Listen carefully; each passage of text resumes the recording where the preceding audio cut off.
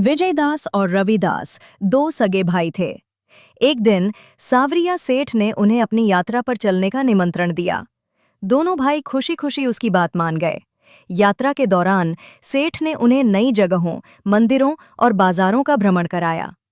विजयदास शांत और सोच विचार करने वाले थे, जबकि रविदास मजाकिया और चंचल स्वभाव के थे।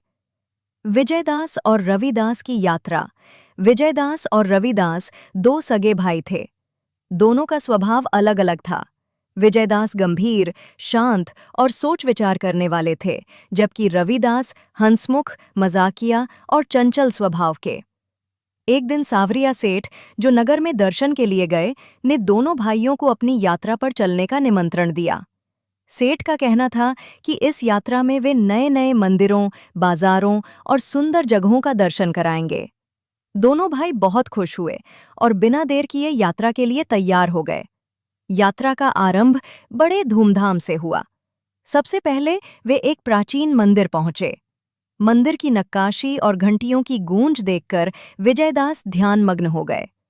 उन्होंने भगवान के सामने सिर झुकाया और मन ही मन प्रार्थना की। वहीं रविदास मंदिर की सीढ़ियों पर बैठे बच्चों को अपनी चुटकुले सुनाकर हंसाने लगे। बच्चे खिलखिला उठे और वहां का वातावरण आनंद से भर गया। इसके बाद वे एक बड़े बाजार में पहुंचे। सेठ उन्हें अनोखी वस्तुएं दिखा रहे थे, कभी रेशमी कपड़े, कभी सुगंधित इत्र, तो कभी रंग बिरंगे खिलौने। विजयदास हर चीज को गहराई से देखते और सोचते कि किस चीज का क्या महत्व है। वहीं रविदास दुकानदारों से मजेदार बातें करते और भीड़ को हंसी ठिठोली में मग्न कर देते। यात्रा के अंत में वे एक शांत झील के किनारे पहुंचे। सूर्यास्त का दृश्य देखते हुए विजयदास ने कहा, इस यात्रा ने हमें ये सिखाया कि हर जगह की अपनी एक गहराई और महत्व होता है। रविदास मुस्कुराते हुए बोले, और हर जगह थोड़ी मस्ती और हंसी भी जरूरी है, तभी यात्रा यादगार बनती है।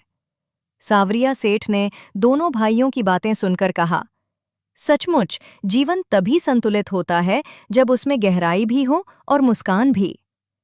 उस दिन के बाद से दोनों भाई अपने स्वभाव को और भी अच्छे से समझने लगे और हर काम में एक दूसरे का संतुलन बनाते रहे।